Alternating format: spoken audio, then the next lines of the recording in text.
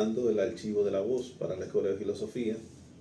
Albelo, el profesor Alejandro Albelo, ha trabajado con Norberto Soto, con Ángel Moreta, con el profesor Rafael Morla, con Julio Minaya y con Ingrid Luciano Sánchez. Entonces, como yo conozco el personaje que tenemos aquí, ahora mismo, me corresponde a mí hacer esa entrevista. Lo primero, Flete, que debo explicarte de qué se trata este asunto, es dejar un archivo de la voz para la posteridad. Tú estás bastante joven, eso lo sabemos, pero también tenemos el propósito de enviar tus datos biográficos a los diferentes diccionarios filosóficos en lengua española. Si ellos lo quieren publicar, pues ahí está el material para que lo publiquen. También en Wikipedia, y naturalmente subirlo a la página de la Escuela de Filosofía que hemos construido con la idea de que las personas que desean estudiar filosofía o que se interesan por la filosofía y van a cursar algo con nosotros sepan cuál es el perfil que han hecho nuestros profesores, nuestros docentes, cuál es su formación, de dónde vienen y cómo la filosofía y la Universidad Autónoma de Santo Domingo ha impactado en su vida. Entonces, básicamente te vamos a pedir que nos diga tu nombre, tus padres, de dónde vienen y que nos cuente algo de tu vida, como una introducción. Bien, como ya saben, mi nombre es José Ernesto Flete Morillo, pero me conocen solamente como José Flete. Mi papá, mis padres, había un tema de Braudilio o Baudilio, pero él firmaba como Baudilio Ernesto Flete Reyes, y mi mamá Felicia Altagracia Morillo. Mi papá venía de un campo de Santiago, entre La Vega, Papayo, en esa zona, no estoy bien claro, pero sí sé que la familia mía, los Flete, vienen de un campo de Santiago llamado Papayo, campo bien adentro. Mi mamá, luego mi papá se muda para Gualey, y jovencito, los 16 años, 16, 14 años por ahí. Mi mamá procede de Las Cañitas y se muda luego para Gualey. Yo viví en Gualey, cerca de la orilla del río Samo, cuando el río era río. Digo así porque ya está lleno, está contaminado, pero en ese entonces era un recurso natural bellísimo. Uno tenía la ventaja de ver muchos barcos, muchas cosas, pero era un río, era un lugar bellísimo, con un balneario y todo eso. Bueno, pues desde ahí de Gualey salgo yo. Estudié en una escuela que había entonces, en esa fecha, cuando la universidad, a través de los diferentes grupos políticos, culturales, pero estaba en los barrios, Gualey, Guachupita. Yo estudié en una escuela llamada Escuela Club Gualey, que había fundado la UPA, que eran gente universitaria que formaban parte de la UAS en ese entonces, y fundaron ese club ahí en Gualey, y ahí aprendí a leer. Después pasó a una escuela, a un colegio del mismo barrio, llamada Filadelfia, y luego ahí fui pasando a otros lugares. Estudié en el Liceo Ramón Emilio Jiménez, el bachillerato, y nada, hasta la fecha de ahí salí para la UAS y aquí estamos, okay, en ese momento. ¿Y cómo era el barrio? Porque leí algo tuyo que hablaba del Mampeté. Y supongo que viene de tu relación, tu cercanía con el río. Parece que lo observaste bastante bien. O sea, ¿cómo eran las condiciones de vida de esa época en el barrio? La condición, éramos pobres, pero nosotros, hablando con mi familia, decíamos que era una pobreza extraña, porque mis tíos, que eran pescadores, yo siempre vivía comiendo camarones, todo tipo de peces del río, del mar, porque yo, o sea, en cuanto a marisco, me di la vida. Nadie puede decirme y llenarme los ojos porque comí todo eso. O sea, por eso digo que era una niñez, una pobreza extraña. a pesar de que era un lugar pobre porque no teníamos los recursos básicos, por ejemplo, como el uniforme, ir a la escuela con un uniforme. Yo venía a usar uniforme ya a la edad de 12 años, pero no había el tema del uniforme, había que caminar un trayecto de cuando fui a otra escuela llamada Amor Internacional, como de unos 2, 3 kilómetros para poder llegar al lugar. En cuanto a los juegos, los días de Reyes que había, era, ya tú sabes, una algarabía para que le dejaran algo a uno, y así por el estilo, pero era una pobreza extraña porque sin embargo vivíamos en un lugar de Gualey tranquilo, uno disfrutaba de la hermandad de la persona, la niñez en su pleno apogeo, los juegos infantiles, no había ese tipo de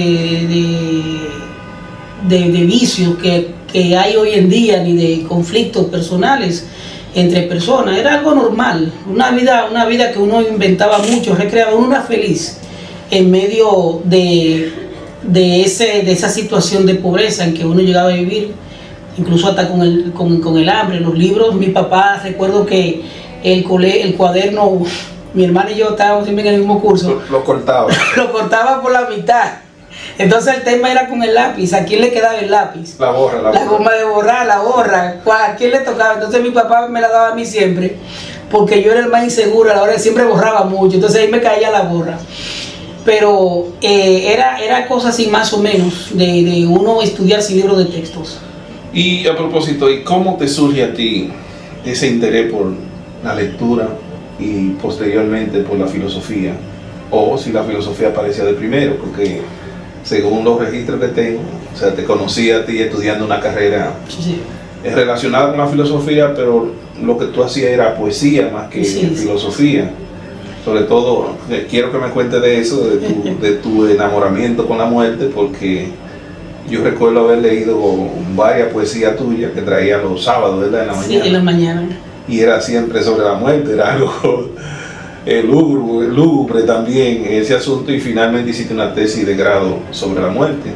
Entonces, ¿cómo surge ese amor tuyo por la lectura y luego por la filosofía? Bueno, mira, el tema del amor por la lectura es simplemente por un tema, por decirlo así, de ego, en el sentido de que en esa época el que sabía mucho era el que llevaba ventaja. Si tú sabías demasiado, había como ese nivel de respeto y ese tipo de cosas. El hecho de tú querer saber lo que otros no saben era como ese placer. Si hubo algún acercamiento ya en el sentido práctico con los paquitos de Memín Pingüí y Calimán, el fugitivo temerario, Samurái, que uno vivía buscando todos esos paquines y uno le caía atrás siempre para leerlo, además de que eso sobre todo el Calimán era seriado, igual que Memín, toda la serie, había que ver la otra serie, buscar la otra, entonces uno siempre vivía cayéndole. Y ahí viene la parte de la muerte, del gusto por la lectura, además, como dije, el deseo de uno querer saber, porque antes había en el saber, en el dominio del contenido, la dicción, el léxico, la persona bien formada, bien educada, en el sentido como lo entendíamos en ese entonces, que era la persona que hablaba adecuadamente, pausadamente, que tenía dominio, había como cierto respeto y uno buscaba ese respeto. Por ejemplo, recordamos los comunicadores de televisión, que uno se enfocaba en ver a esos personajes, la manera de hablar, lo que sabían y hasta la frase que citaban, igual que la emisora. Entonces eso se fue creando ese gusto por el saber y por ende por la lectura, el tú dominar conceptos, dominar información, porque el dominar información eso era en ese momento lo máximo, uno lo veía como algo de privilegio. La muerte, hubo un evento en mi vida muy, muy próximo, yo tendría como unos 6 años por ahí, de lo que recuerdo, 4 años, que a un tío que era el muy querido de la familia lo mataron en Santiago. Entonces ahí viene la familiaridad. Para esa misma fecha muere el hermano, que es el que sería en ese entonces el hermano menor, porque ya el que nació después viene siendo el cuarto.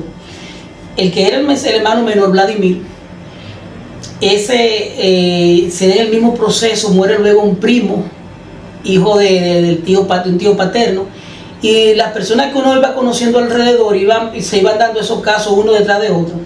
Entonces venía el 2 de noviembre, cuando se llevaba de manera religiosa ir al cementerio, a limpiar la tumba de los muertos. Entonces todo ese proceso de ir todos los días, caminar desde Gualey al cementerio de los Minas y ver toda la tumba, las personas, las imágenes, los retratos de las personas que habían muerto. Entonces todo eso fue produciendo esa cercanía, ese acercamiento hacia el problema de la muerte, por un problema familiar. Incluso los relatos de los viejos, de los muertos que salían, y todo ese tipo de cosas, cuestiones fantásticas de lo que mataban, que si iba el asesino, el cuerpo brotaba sangre. Todo ese tipo de información fue creando como esa inclinación, o ver, por ejemplo, con seriedad la muerte, no verla como la vemos desde un sentido de pánico, sino como un fenómeno para mí interesante en ese sentido. Pues yo recuerdo que hiciste tesis de filosofía sobre la intermitencia de la muerte. Bueno, sí. Tomaste como texto la intermitencia de la muerte de Saramago.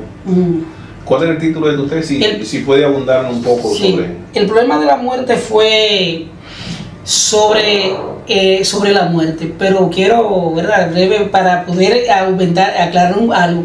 Era el problema de la muerte general, pero sucede que estaba el maestro Nova, que era mi profesor. De ahí viene la pregunta que me hiciste ahorita, que no te contesté, mi cercanía por la filosofía. Yo estudié, antes de entrar a ese punto, yo entré a la UAS con la idea inicial de estudiar filosofía, por lo que te dije, del querer saber. Ahí entonces me enteré del tema de las carreras paralelas y me fui por la área de educación, mención, filosofía y letra.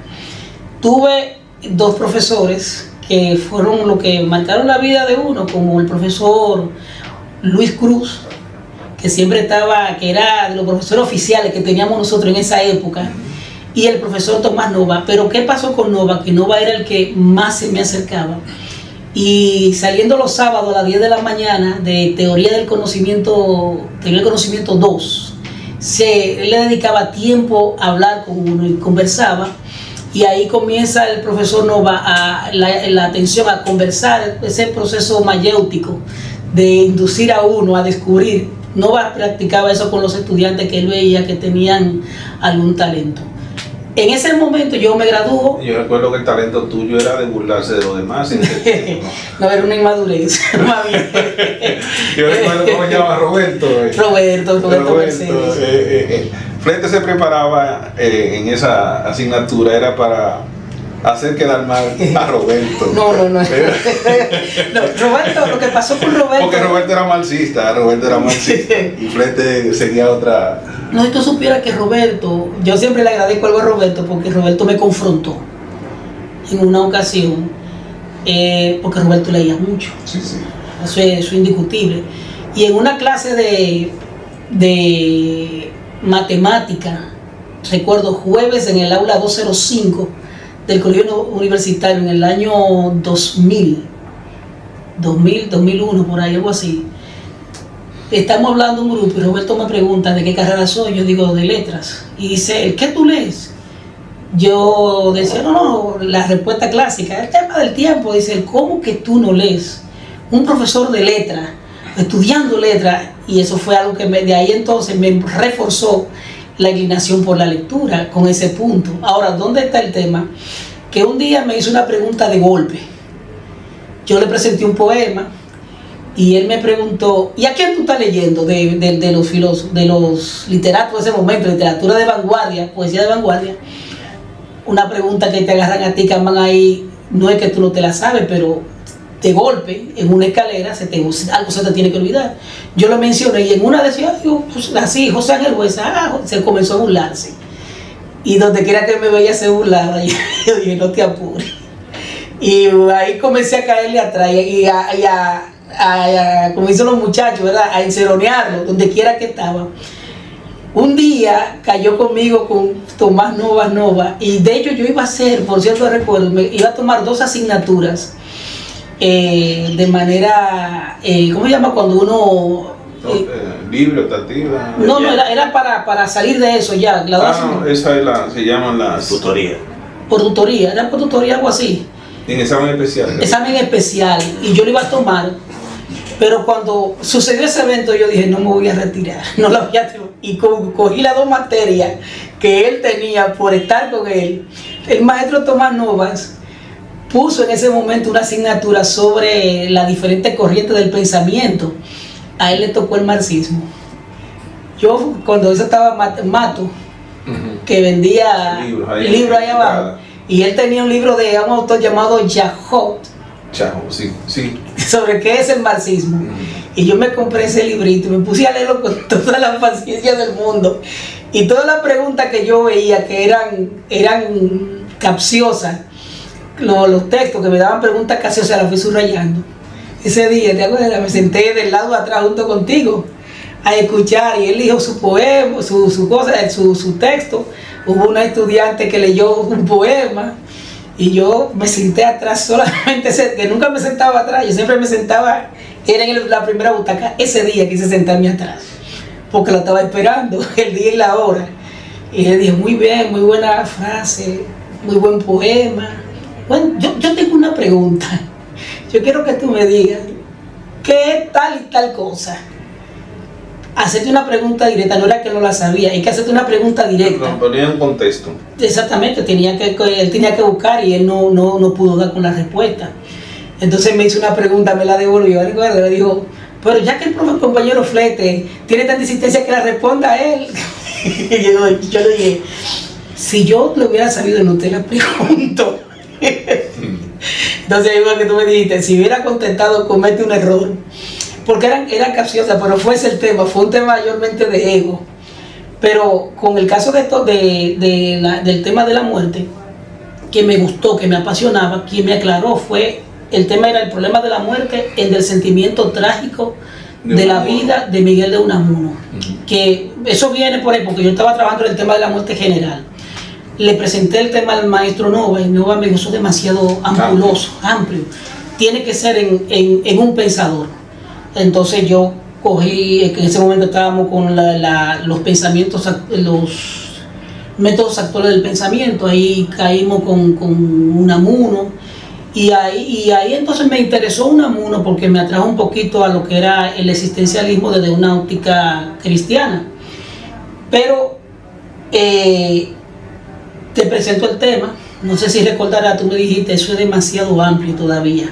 Trabaja eso en un autor, bueno, tú fuiste mi asesor de tesis, y ahí entonces fue que yo reduje el tema al problema de la muerte, y entre esos temas estaba, de los textos que buscamos, estábamos Intermitencia de la muerte, de Saramago, de José Saramago, pero todo viene de ahí, desde ese punto de vista. Fueron 3 cosas: primero el tema de la familia, el acercamiento con los cementerios, y aquí en la universidad entonces el profesor Tomás Novas, que fue que me abrió el paso, y finalmente tú, que me orientaste en hacerlo en un autor, porque era una tesis de grado. Sí, naturalmente. Bueno, Félix Gómez hay que darle su crédito. Sí. Félix Gómez siempre nos decía a nosotros.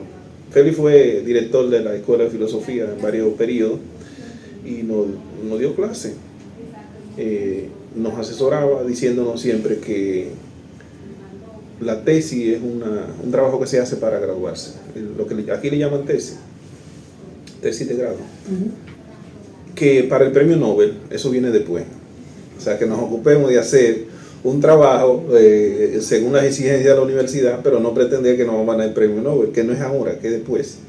Porque yo tenía yo quería trabajar para graduarme, lo mismo que estoy trabajando para doctorado, que la situación de los valores morales, pobreza, te vaya la vida entera, te la va a llevar y no te va a graduar, tú necesitas graduarte. Y por eso entonces yo trabajé siguiendo esas orientaciones. El pesimismo dominicano o en la República Dominicana, pero todavía así lo reduje a un autor, y no solamente a un autor, que es José Ramón López, sino que lo contextualicé en un libro que tiene, que tenía 43 páginas.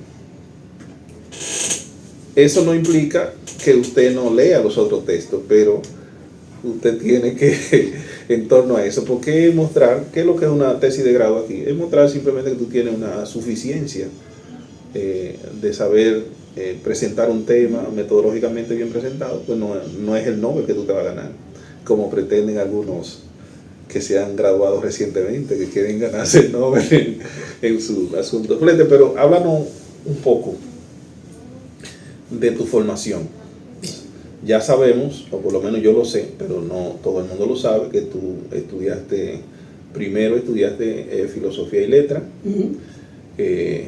Estuviste ejerciendo por mucho tiempo como profesor en los bachilleratos. Sí. Y creo que hasta en la primaria tú llegaste a dar clases, sí, ¿verdad sí, que sí? Sí. Y en muchos lugares. Entonces, ¿cómo de repente Flete se interesa por la docencia en filosofía? ¿Cómo llega a la carrera de filosofía? Y después de haberte graduado en filosofía, ¿qué otras cosas tú has hecho a nivel de maestría, doctorado, si es que tiene esa formación? Mira, mi primera carrera realmente no fue letras, educación, mención, filosofía y letras, sino que fue técnico en electrónica, porque mi papá trabajaba eso y me pagó un curso por la Sheffield School. Pero hay cosas que a ti te apasionan, pero la habilidad para tú y la capacidad para tú tener, bregar con eso, con la electrónica, era un tema que paseaba muy lejos de mí. Entonces, ahí, además de que también tú tienes que tener un instructor con paciencia, y el instructor no tenía mucha paciencia, tú sabes, gente de campo y con un vocabulario muy enriquecido. Ese era el que una vez apuñaló un radio. No, ese era mi hermano, pero mi hermano era el mismo carácter en el sentido de mi papá. Mi papá era, él era igualito en el sentido de y medio iracundo. Pero él no tenía mucha paciencia para explicar. Entonces ahí accidentalmente en el colegio de la iglesia necesitaron una persona y me llamaron y caí saliendo del bachillerato al área de ahí. Vine a estudiar, como te dije, mi idea principal era estudiar filosofía, pero promovieron la carrera de educación, mención filosofía y letras, el tema corto, el estudiante yéndole al colegio, todo eso, y caí ahí en educación. Después me gustó el área y me desarrollé. Ahora, mi primera carrera fue educación, mención, filosofía y letras, formal, o sea, universitaria. Luego cuando salí, en el 2003 volví, vi que mis amigos de la escuela de filosofía, porque algo que pasaba era que aunque yo era de educación, yo no tenía amigos en educación. Los amigos míos estaban en la escuela de filosofía. Entonces pasó el tiempo, me casé. Cuando voy por la segunda hija, yo aquí a la UAS un día a visitar y veo que todos mis compañeros de filosofía estaban bien, estaban mejor que yo. ¿Cómo así? ¿Y en el grupo estaba yo también? Pero estaba tú, estaba Edison, estaba así, estaban todos. Sí. Entonces digo yo, no, pero yo ahí me decidí a volver y entré volví a estudiar la carrera. Y se convierte entonces en mi segunda carrera universitaria. ¿Tú estabas estudiando Derecho? Yo me fui para Derecho, pensando, porque es lo que te dije ahorita, que la gente se cree que la persona por hablar mucho puede ser abogado. Ahí yo me di cuenta que eso es un mar de tiburones donde yo no puedo, yo era un pejecito, no tenía cabida y no di para eso. Porque tú tienes que tener, como diría el profesor Arbelo, el ángel, o sea, la facultad para tú poder navegar en esas aguas. Yo lamentablemente no la tenía. Ahí me casé después con Matilde. Y ya teniendo la segunda hija, como te dije, volví a estudiar a la UAS a estudiar entonces filosofía pura. Me convalidaron unas cuantas materias, eso fue una ventaja, por eso pude haber terminado antes, pero cometí un par de errores y la terminé en 3 años. Entonces, de ahí de filosofía, hice cuando apliqué al concurso. Déjame interrumpirte para decir algo, a poner un anuncio. Muchos muchachos que uno le dijo lo mismo, estudia la carrera. Porque si tú estudias la carrera, vas a conocer cómo es este asunto. O sea, acércate a la escuela. Entonces ahí si tú no te hubieras acercado, tú no entras a la escuela de filosofía. No entro. No es que se entra por ser de esta carrera, sino que él, aunque tenía formación, llenó lo que le faltaba, los profesores lo conocieron y se llenaron todos esos huecos. Y déjame agregar una parte a eso, porque eso es bueno saberlo. Yo fui, tú sabes, yo me gradué con honores en educación, pero yo pensé que tenía la formación. Quien me aclaró ese error fue el profesor Nova, porque yo siempre hablaba. Yo recuerdo, y yo le dije a él, porque ya yo había dado 2 asignaturas, una que era historia 1 y 2, y yo quería, ¿verdad? Tenía 4 más por delante, eran 4 más, no, eran 6. Y él me dijo... Más los 2 monográficos. Más 2 monográficos. Él me dijo, no, él me decía, viejito Flete, no, viejito Flete, que no es así. Es que ustedes le dan nada más un resumen de 2 materias, pero aquí los estudiantes tienen que ver y esto y esto. Él me trató de convencerme, yo no me quedé contento. Cuando yo corrí, me doy cuenta de lo que él me estaba diciendo, fue en una clase, en una sección con el profesor Morla, en Historia de la Filosofía 1, que es filosofía antigua. Ese universo, yo me di cuenta ahí que no sabía absolutamente nada de filosofía, de verdad que sí. Y fui un estudiante aplicado, porque siempre hacía mi práctica, estaba a tiempo, participaba, pero no tenía la formación a profundidad que ofrece la carrera de filosofía. En esas clases con el profesor Morla, la 1, Historia de la Filosofía 1 y 2, y la 3 con Novas, me di cuenta que yo no sabía absolutamente nada, que estaba vacío. Entonces, gracias a Dios que entré a la escuela de filosofía, porque en la escuela de filosofía fue la que me da la formación realmente. En educación yo adquiero el carácter, el perfil de educador, indiscutiblemente. La organización, la metodología, pero en cuanto a formación, no, la formación fue en filosofía. Con los profesores que tuve, y además de que profesores como el mismo profesor Arbelo y el mismo Novas, metían a uno a lo hondo, a tener que verse a uno solo. Esa formación con esos profesores que tuve fue lo que me aclaró, me despejó la duda y me convenció del error en que yo estaba. Entonces, después de ahí, de filosofía, cuando entro a filosofía, con el concurso, que fue que nos quedamos, el concurso duró 4 horas. 4 horas para ayudante, no para profesor, para ayudante, profesor ayudante. 4 horas, solamente el escrito. Comenzamos a las 10 y todavía quedamos profesores, los egresados de la escuela de filosofía, todo el mundo se fue. Nosotros quedamos ahí, quedamos redactando, pensando. El profesor Gil, difunto Gil, el profesor Fernando Valdés, y yo y el profesor William, que fue el antepenúltimo en irse. Pero los 3 últimos que quedamos fueron los de la escuela a las 2 de la tarde. Ahí llegó entonces el profesor Julio Minaya para el concurso oral, que duró 1 hora. Entonces no era lo mismo. Ahí yo me di cuenta que necesitaba esa formación. Entonces luego hago la maestría para aplicar, para poder adquirir la promoción. Hice una especialidad primero en Historia y Geografía del Caribe con la Universidad Católica Santo Domingo. Luego viene la maestría con el País Vasco. En esto hace 1 año y algo hice el del doctorado en teología. Bueno, también hice una carrera, la que fue la 3ª carrera de grado, la 3ª carrera, que fue teología con la Universidad Nacional Evangélica. Luego viene el doctorado en teología y finalmente viene estamos esperando ahora, ya presentamos tesis, que fue el doctorado, que es el doctorado en filosofía global, que hace tiempo estaba pendiente, pero como tú bien sabes que fui director de la UAS San Pedro, era 2 cosas: o era ser un buen director o completar los requisitos para el doctorado, y fue un error, porque entonces me descuidé y se cayó y tuve que volverlo a inscribir. ¿Tú entiendes que fuiste un buen director?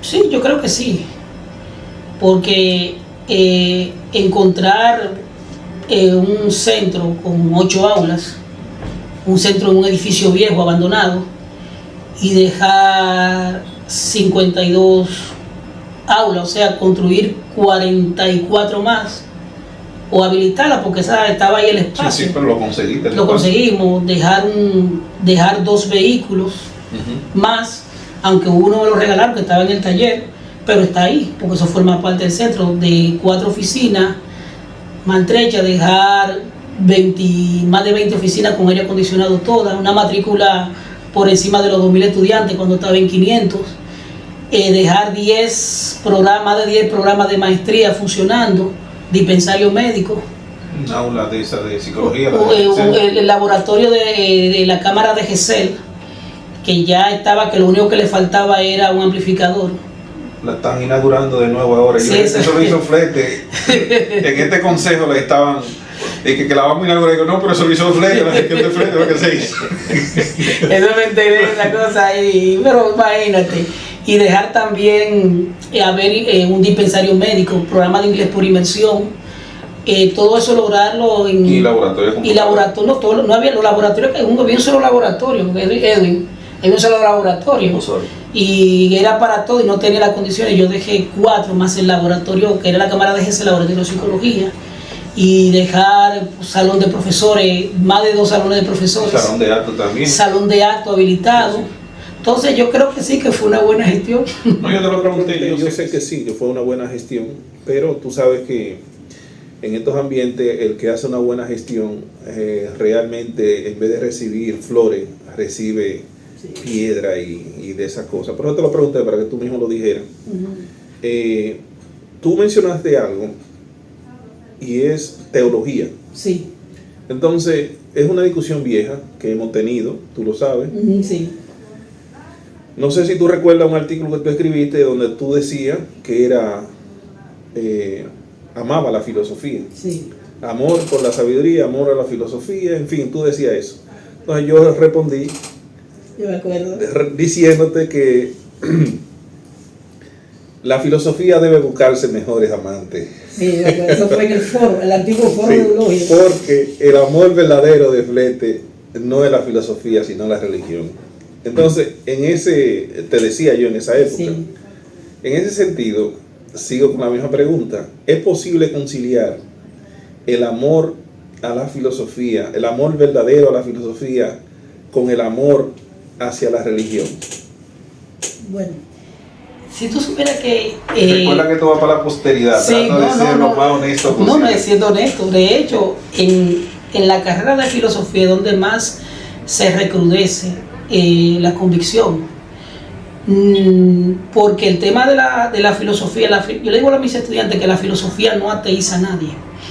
Lo que pasa con la filosofía es que, uso esta metáfora, la filosofía te empuja a lo que tú quieres. Es como cuando tú vas a una ferretería, tú vas a una casa de cartón, pues la ferretería te da la casa de cartón, te da los materiales. Pero si tú quieres hacer una casa de blog, tú haces tu casa de blog.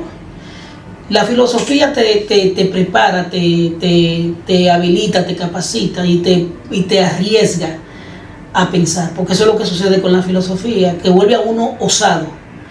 Y si tú quieres creer, bueno, pues simplemente de la filosofía, tú encuentras la filosofía el aval, el recurso para tú formar tu argumento.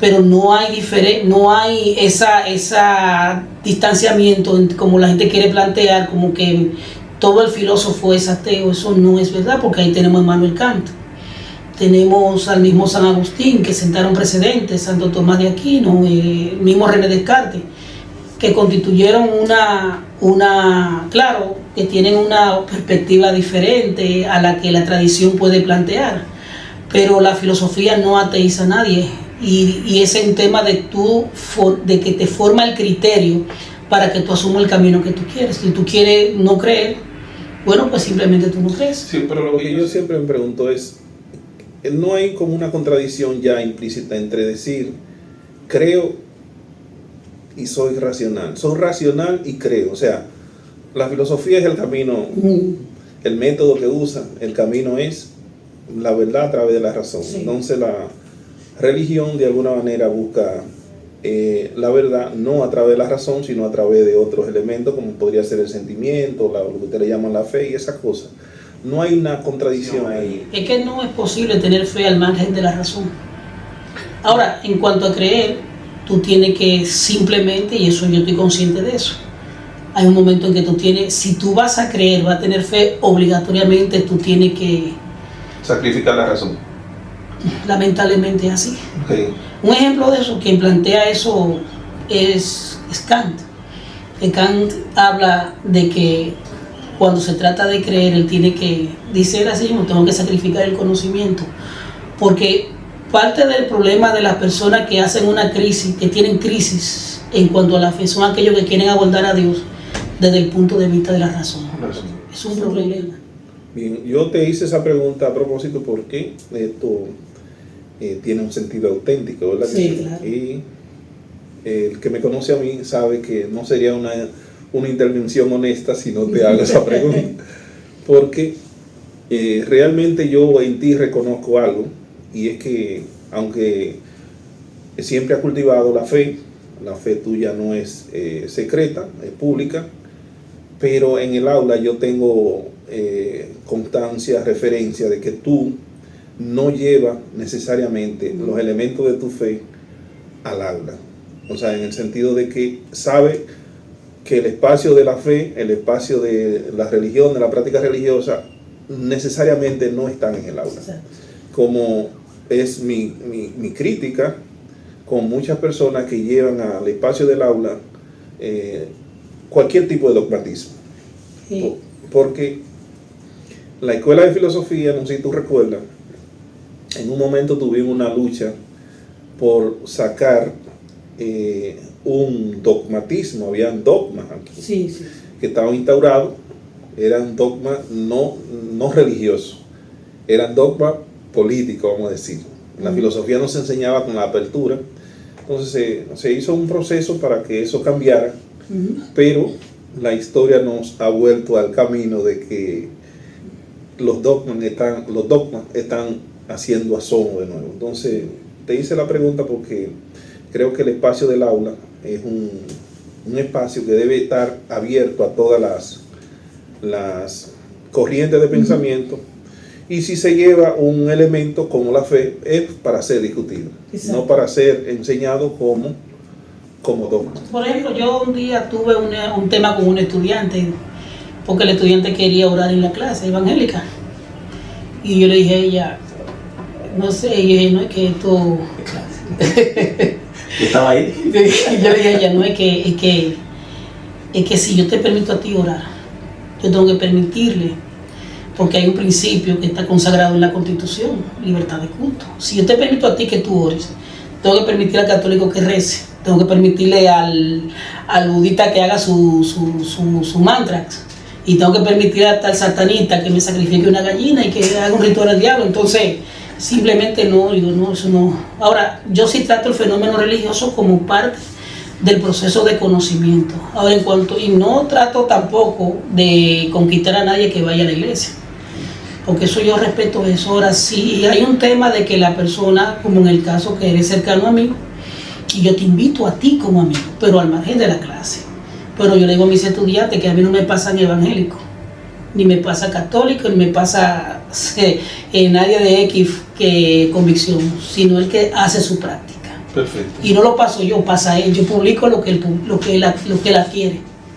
Bien, pues finalizando esta intervención,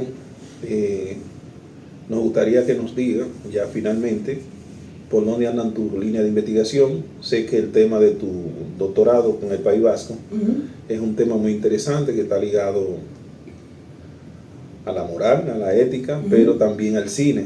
Sí. O sea, yo sé que tú eres un apasionado del cine desde que salió la primera película de Avatar. Ya tú estabas buscando elementos del cine. De hecho, llegaste a hacer algún comentario para un programa que teníamos Noel, Podría ir yo en Santiago.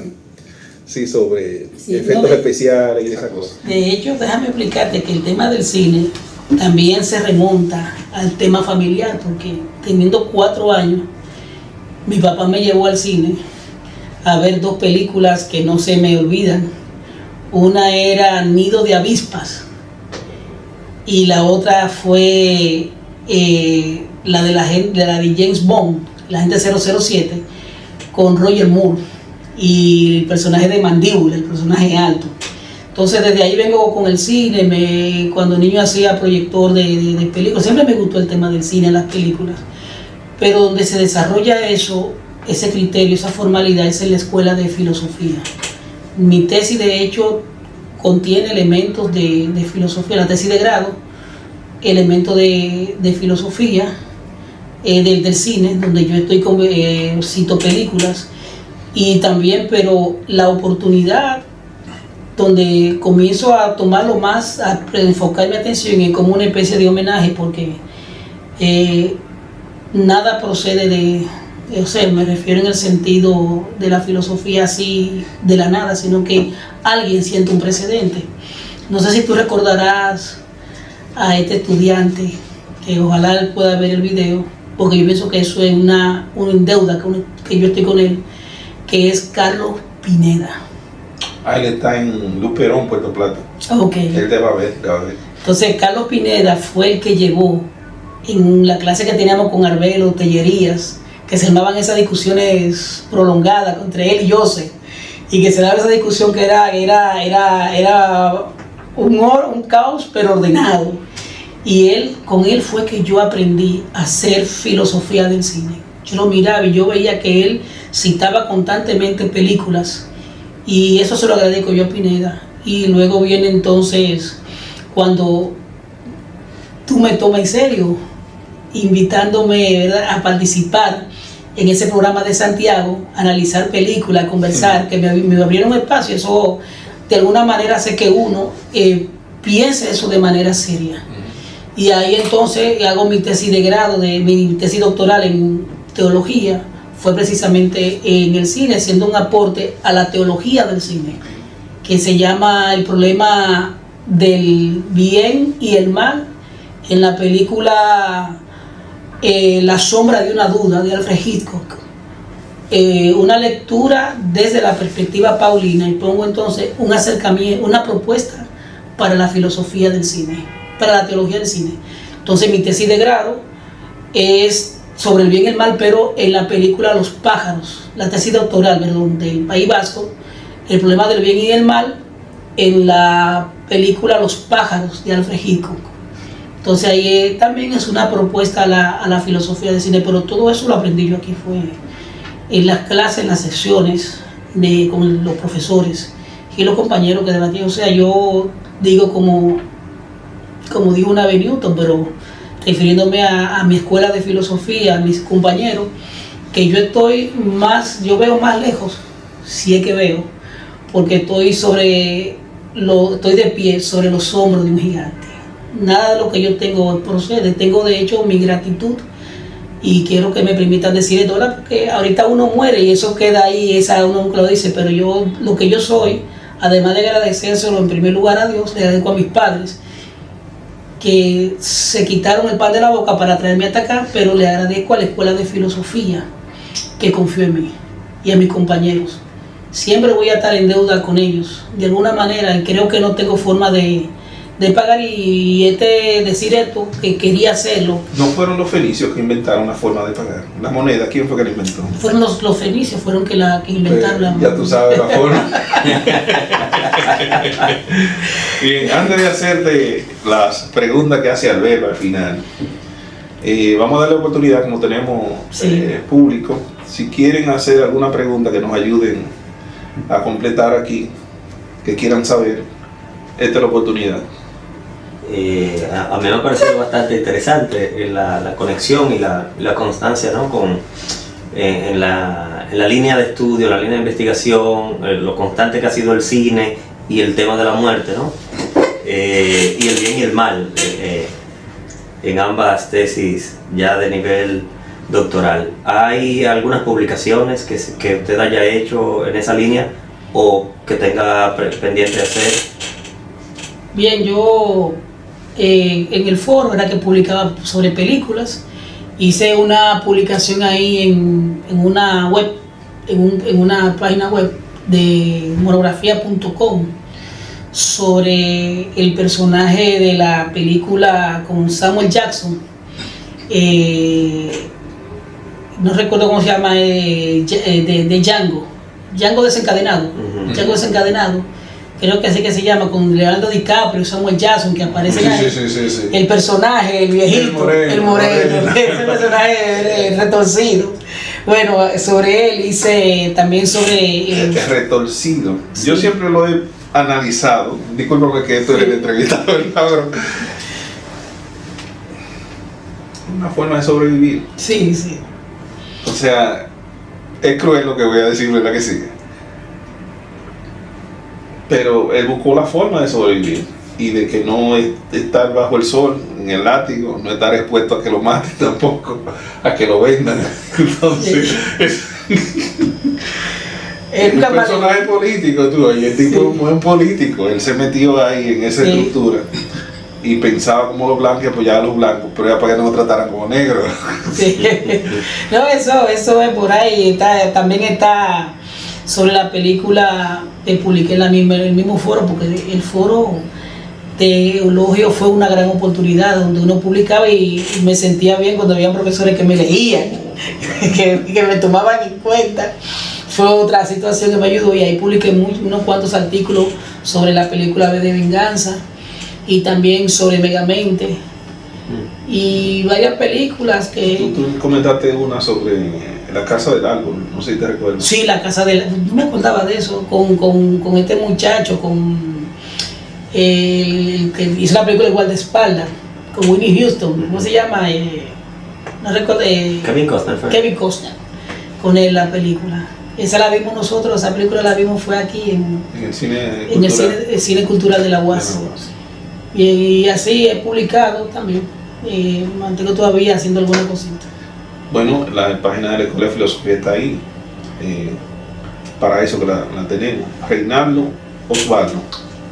Buenas, mi pregunta sería un poco personal en su vida, para su vida. Su fe, usted ha hablado de su fe religiosa.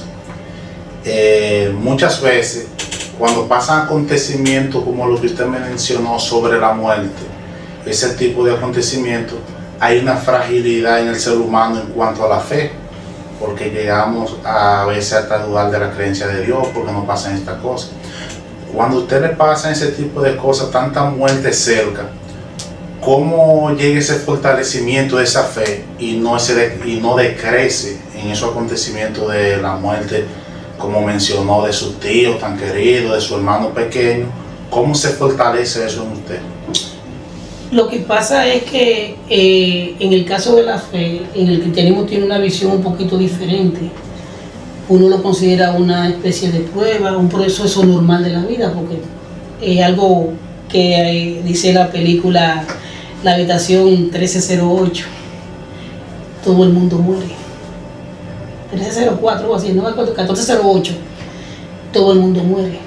Es un tema que yo lo aprendí, de hecho pasé un proceso mucho más difícil que todo eso, que yo lo conoció, que fue la desaparición de mi papá.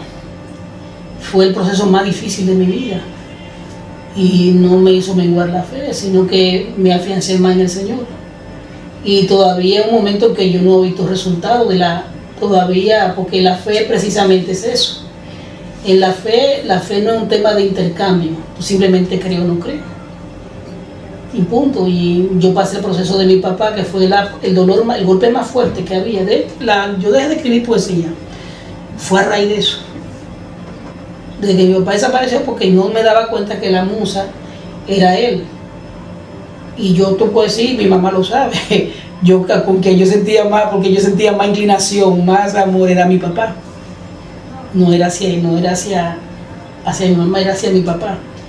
Y la desaparición de él fue algo como que una expresión que tú utilizaste en la película, que se usó para la película, ¿te acuerdas? La calumnia. Un escrito que tú escribiste, que tú hiciste, que se titula, dijiste la expresión, hubo algo que se quebró en su mundo interior. Esa expresión es tuya, hubo algo que se quebró en su mundo interior. Y ahí se quebró, pero no con relación a la fe, sino con relación a la poesía. Yo no sé, pero yo creo que sería importante, como estamos conociendo al profesor Flete, que abundara un poquito más sobre ese asunto, si no le molesto. No. Cuando dice desaparición, habla de desaparición física, de muerte. Física, desaparición.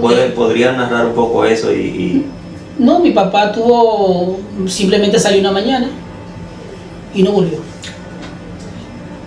¿Y cómo eso afecta? O sea, es como conocer el proceso, cómo eso Sí. afecta al profesor Flete y por qué dice que fue doloroso y para conectar con Reinaldo, ¿no? Ujú. ¿Cómo tiene eso conexión con el profesional y el Bueno. hombre de fe? Bueno, lo que pasa es que desde que yo tenía uso de razón, yo siempre estuve pegado a mi papá. Para que tenga una relación más o menos, tenga algo. Mi papá y yo cuando nos encontrábamos, ¿qué edad tú tienes? 23. 23 años. Mi papá y yo nos encontrábamos en la calle y nos saludábamos con besos. O sea, era una cuestión que eso era un tipo de inclinación hacia mi papá. Incluso el hijo mío se llama Ernesto por mi papá y el más pequeño, Braudy, por mi papá. No es por otra cosa. Cuando mi papá desapareció, ya el más pequeño estaba joven nacido solamente. Tenía yo 27 años y ese fue el golpe porque no estaba, simplemente yo lo dejé en la mañana y cuando llego me llaman, fulano no aparece. Es un proceso difícil de tú ver una persona que tú amas, que tú te sientes inclinado con él, te sientes identificado con él, al punto tal de que todavía, yo vivo al lado de mi mamá y a veces tuve un día que decirle a mami, mira, háblame con papi porque él iba a mandarme a acostar. Cierren esa puerta y acuérdense. Entonces tú sabes cómo son las mujeres que se ponen. Y mi papá, yo decía a mi mamá, mira, háblate con papi que va a ir un chin la guardia, mujer. O sea, estando tú casado, él te mandaba. Sí, él me mandaba a acostar. Él me mandaba a acostar, era así. Cuando mi papá desapareció tenía 56 años. Era un hombre joven, fuerte. Sí. Entonces yo tenía 27 años. Y ese fue el proceso. En cuanto a la poesía, que por los temas profesionales yo escribía, pero en todos los poemas estaba él de alguna forma involucrado. No sabía eso hasta que se da el proceso, que el día del interés por la poesía. Jamás volví a escribir algo. Un día hice algo, pero no pude, no me salía. Y no me sale todavía. Entonces, donde me he refugiado más ha sido en la filosofía, que me ha sido como una especie de baluarte. Y con la fe es un proceso normal, algo que pasó. Simplemente ahí es que está la parte donde tú crees o no crees. Porque no es como la gente piensa que la fe para fortalecerse tú tienes que recibir, eso no es verdad. ¿Tiene que? Tienes que recibir, tú tienes que tener como un intercambio. La fe simplemente... Es una visión utilitarista. Sí, una visión utilitarista no, simplemente tú tienes que creer, es una convicción. Es el principio bíblico de amar al Señor tu Dios sobre todas las cosas. Punto. Osvaldo. Bueno, mi pregunta es la siguiente. Usted decía que en su tesis de grado se encontraban elementos de la filosofía del cine. Sí.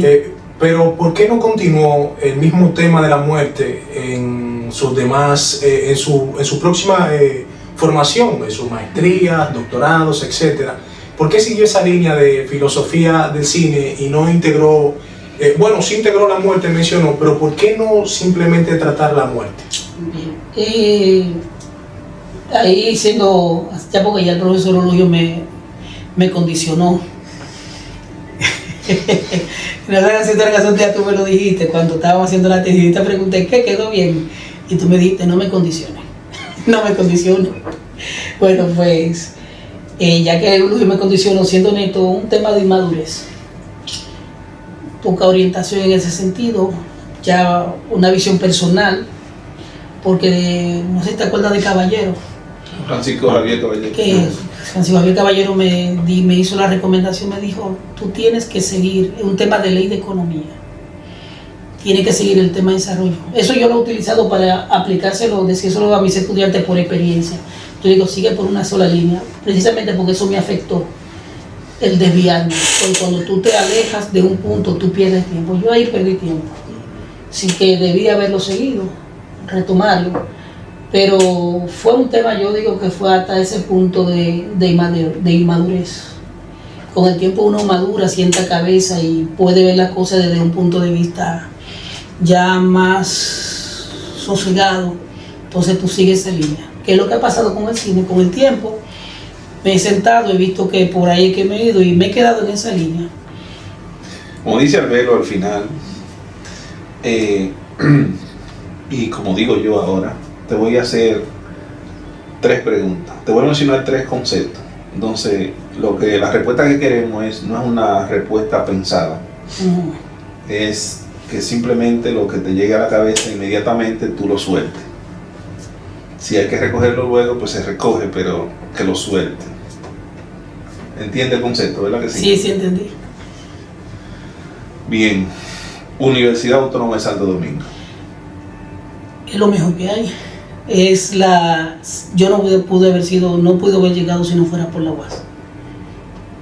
No tengo manera de agradecer. Por esa razón, a veces cojo ciertos piques de los cuales tú sabes, porque yo pienso que debemos preservar lo que tenemos. Yo, un estudiante de Igualé y de la orilla del río, no hubiera, en una universidad privada, no imposible, pero sí difícil. Muy bien. República Dominicana.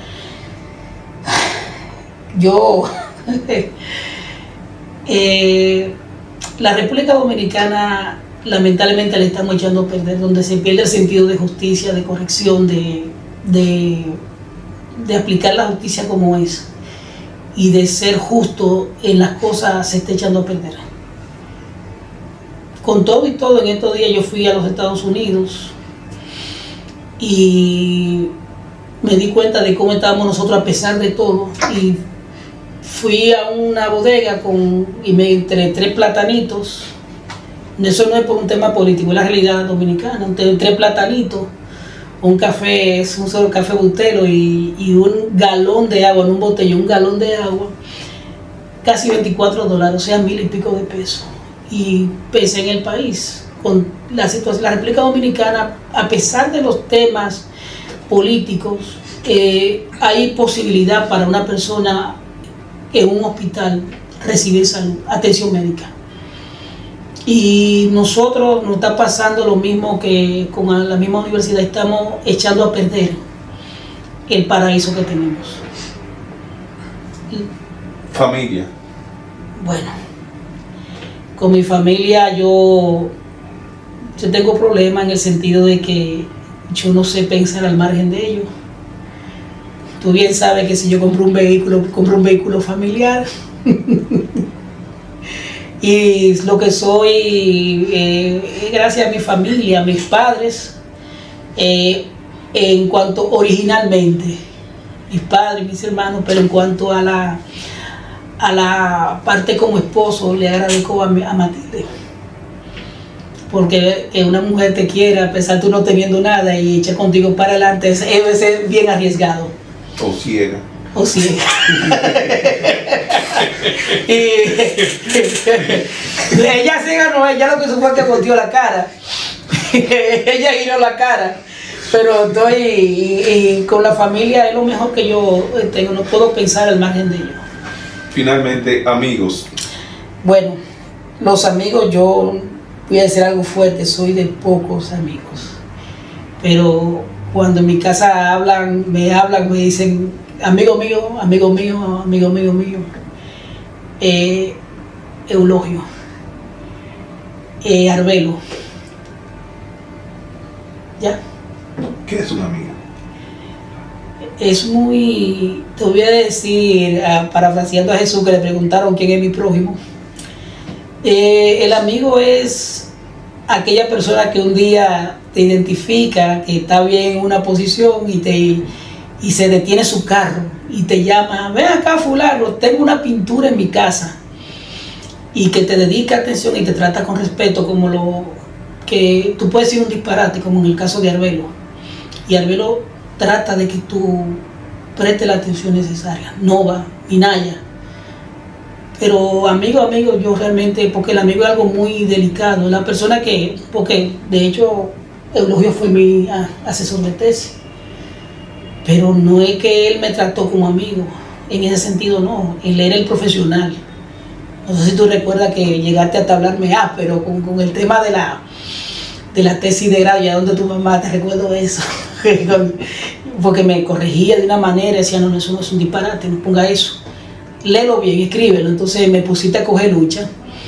Entonces el amigo es la persona que te trata con respeto, pero también te corrige. te echa tu bocha cuando tiene que echarte tu bocha y te pone en cintura.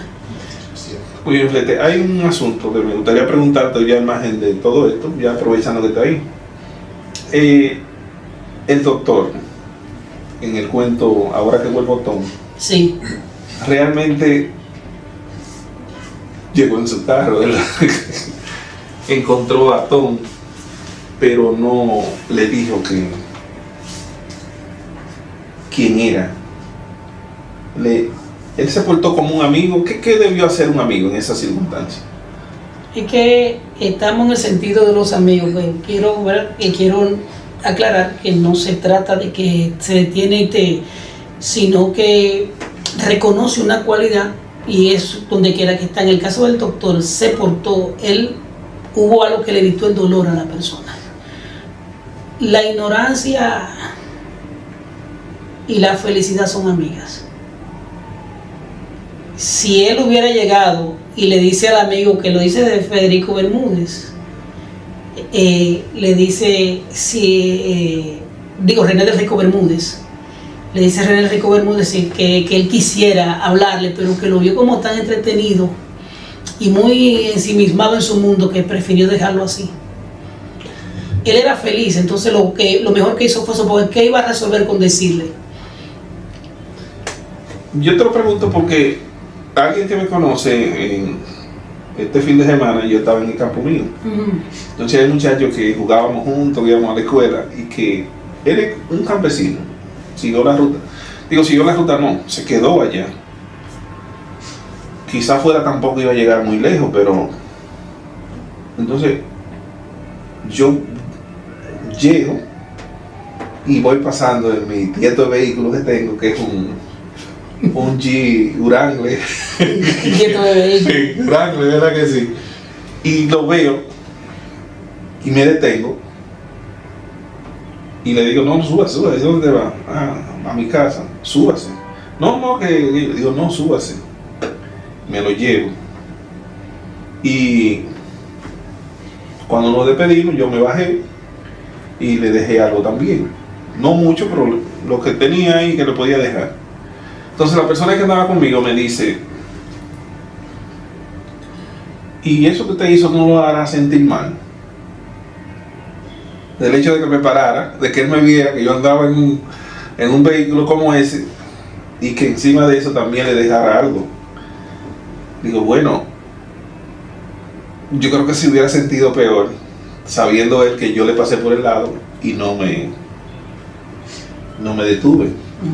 Y lo que yo le dejé, yo sé que con eso no le estoy resolviendo la vida, pero también, quizás eso es psicológicamente, que yo me estoy dando esa terapia para mí mismo, ¿verdad? Pero también, yo sé que él va a decir lo que yo siento de él, de que es un amigo. O sea, porque él no tiene la formación que yo tengo, no tiene la formación de la persona que me está diciendo eso, no tiene por qué sentirse mal. En su mundo, en el mundo que él vive, lo que él ve es que una persona amiga de él se fue y volvió y lo reconoce y somos amigos, porque de hecho somos amigos, ¿verdad que sí?